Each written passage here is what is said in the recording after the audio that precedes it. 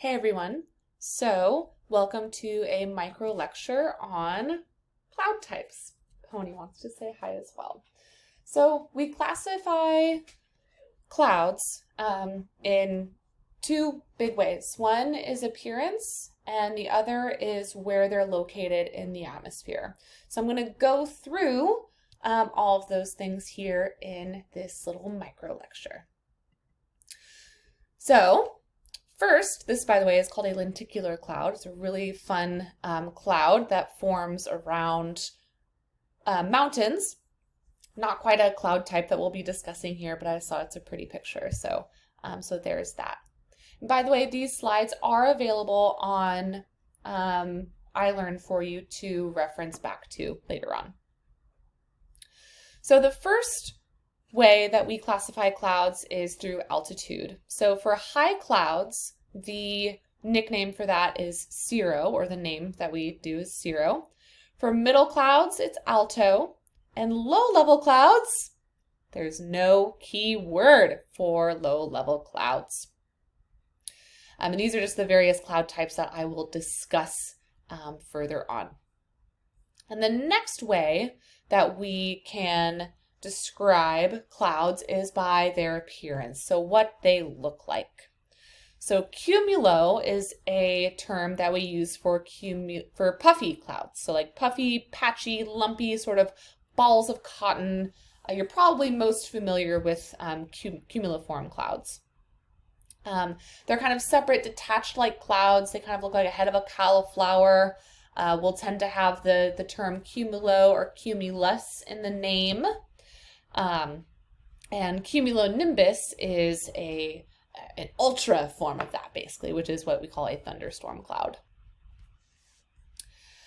Another term for cloud appearance would be layers. So stratiform clouds. We're also very, very familiar with this type of cloud because it is the main cloud that we see off of our coastline here. And what we actually call Carl the Fog is actually technically a stratus cloud. That will have strato or stratus in the name. There's very weak vertical motion, generally a very stable atmosphere, not a lot of growth here. They more so grow horizontally rather than vertically. There's one more key word here that I just want to mention, and it's referring to precipitation. So nimbo or nimbus would be in the name. Remember that term I just said a little bit ago, cumulonimbus. For all intents and purposes, there's only two cloud types that can produce significant amounts of precipitation. One is nimbostratus clouds, so that's light precipitation over a large area, generally the precipitation that we experience here, or cumulonimbus, which is heavy precipitation over localized regions. These kinds of clouds can also produce hail, lightning, tornadoes, and strong winds. So if we were to give a visual summary of various cloud types, it would look maybe perhaps something like this. So we have our upper level clouds here in purple, our mid-level clouds here in blue, and our low-level clouds here in green. So some examples of some high altitude clouds. One would be cirrus, and you've probably seen these quite a bit around here. So these are like those white, thin, filamentary, kind of wispy sort of clouds that are high up in the atmosphere, or they seem to be really high up. They're actually made almost entirely of ice crystals, which is kind of cool. Another cloud type would be cirrostratus. So now we're putting two words together, right? Cirro being high, stratus being layer. So high layered cloud. Perhaps you've seen a halo around the sun before, or a halo around the moon, and those are generated by cirrostratus clouds. So it's just a type of ice crystal that is in the cloud. It's more of a pillar sort of ice crystal, and it just refracts the light and disperses it in a way that looks almost like a rainbow of sorts. Kind of interesting. Here's a cirrus example. It almost looks like a paintbrush across the top of the atmosphere, right? And here's an example of cirrostratus. Maybe without the halo sort of feature, but still a higher level, thicker layered sort of cloud. And here's an example of a halo. This was a picture I took down in Tucson. They're pretty common down in deserty regions. I've seen them several times around here as well, actually. Another type of high altitude cloud, or maybe you've seen before, is a sundog, which is kind of a cool little thing. It's still ice crystals in the atmosphere, but they're thinner plated rather than more pillar sort of look to them. So it still refracts the light, but just not in a full halo like we saw in the previous slide. We also have cirrocumulus clouds. So those are very, very, very small patches or ripples of cloud, kind of look like fish scales in a way. They're not quite as common as the previous two high-level clouds. And here's just some examples of that. If you were to put your fist up in the air and the clouds were smaller than your thumbnail, then they were likely a cirrocumulus cloud. Now we're going to zoom on down here to the middle altitude. So we have altocumulus, again putting two words together, alto meaning middle and cumulus meaning puffy. So exactly what it sounds like, mid-level puffy clouds. Then we also have altostratus clouds. So these are a gray cloud layer, thicker than cirrostratus clouds, and the sun may actually still be a bit visible through them, but no shadows are cast on the ground here. And if the altostratus clouds start to produce precipitation, then we're going to switch the name to nimbostratus, because if we're starting to rain, then we have to change our adjectives. Then we have nimbostratus, so that's exactly the same thing here, same idea, but just with precipitation instead.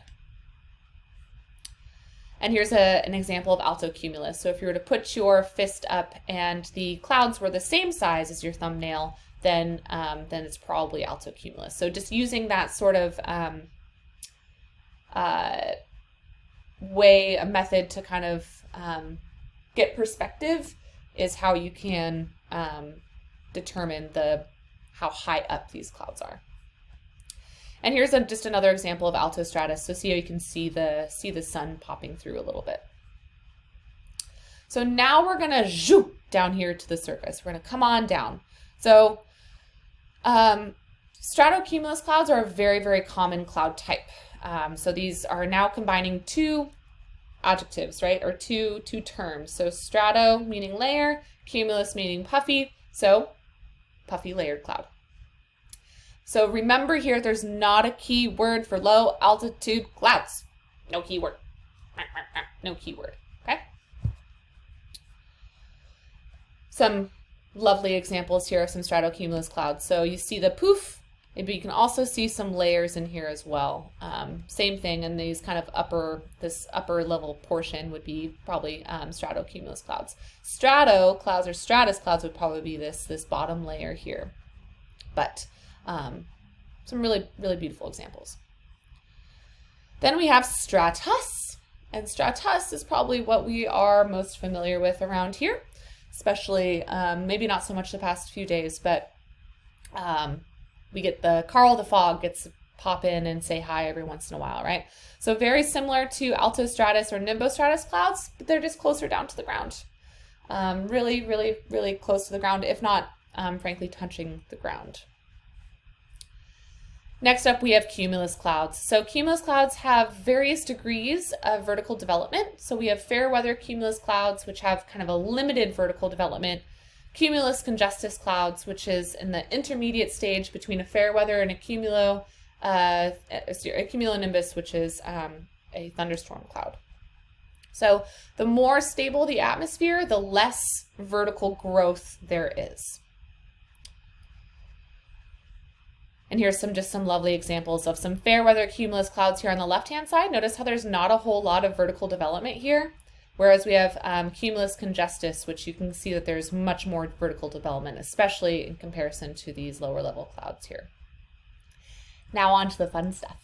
So this is my favorite cloud. It's a thunderstorm cloud, a cumulonimbus cloud. Very, very distinctive features here. They're very tall, so they span the entire atmosphere and for the most part, so the lower all the way up to the higher atmosphere. There's a flat anvil top, maybe some lumpy mammatus clouds. I've shown several examples of those this semester. A sharp cloud, flat cloud base. And sometimes there can be things called gust fronts, which can exceed almost 100 miles an hour. Oh, so crazy, right?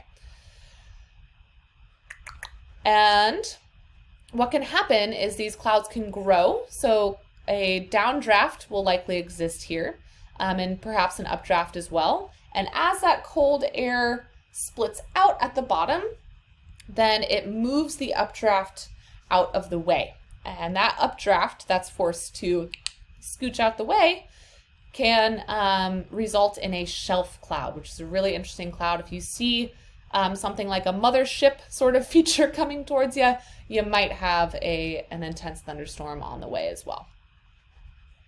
So here's just some beautiful examples of some cumulonimbus clouds. Notice the flat base looks a little bit fuzzy, but it's because it's raining. A nice little anvil here. Same thing over here. I like this. I like this one a lot also because it has that lightning there. It's really cool. And just some other examples. One from space. Notice the anvil here and the overshooting top, which is just so much energy coming through the atmosphere that it's able to kind of penetrate just for a second into the stratosphere before the stability layers it out into the anvil. What I like about this photo in particular is you can see that there's cumulus clouds on the outside of it, right? And then as you get further and further in to the center of the storm, then you get these more cumulus congestus clouds before you reach the cumulonimbus cloud in particular. And then of course some mammatus, booby clouds as I like to call them. And here's just some other examples. Here's that shelf cloud, a nice lovely example of that. See how it kind of looks like a mothership, right? Some more mammatus clouds here. This is a far away example of a cumulonimbus clouds or several cumulonimbus clouds, especially with some lightning in that as well. And this is a special type of thunderstorm. It's called a supercell, and it has some different features to it, and we'll talk about this when we get to the thunderstorm portion of this semester, but I just wanted to include a photo of it here because it's very beautiful. Again, kind of mothershipy looking, but there's also rotation that's going on in here as well, and it's might be easy-ish to see on this end, maybe not, but it's a very beautiful sort of feature here. So if you were to take all this information and put it into a table form, this is something that I used to require my students to do for exams. I would give them a blank table or a relatively blank table, and you have to fill in the gaps. But this may be a nice, easy way to organize the various cloud types in your notes. So we have our high-level clouds, mid-level clouds, and low-level clouds. And then just some other ways to classify things as well, right? Our puffy clouds, our layer clouds, and what I've kind of called the exceptions, just kind of the ones that don't fit either puffy or layer. And then we have cumulonimbus over here on the right-hand side. So for our purposes, since it's kind of hard to have y'all kind of draw these things for exams and stuff like that, what I really just want you to know are the keywords and what they go for, right? So the appearance and the levels and the various kind of clouds that can come along with that. Oh, and of course rain as well, yeah? So if you have any questions on this, please reach out and ask, but you of course are more than welcome. You have access to this video, so you can pause, you can speed up, you can slow down, you can jump around, which is kind of a nice little thing about these little micro lectures. So enjoy learning about clouds.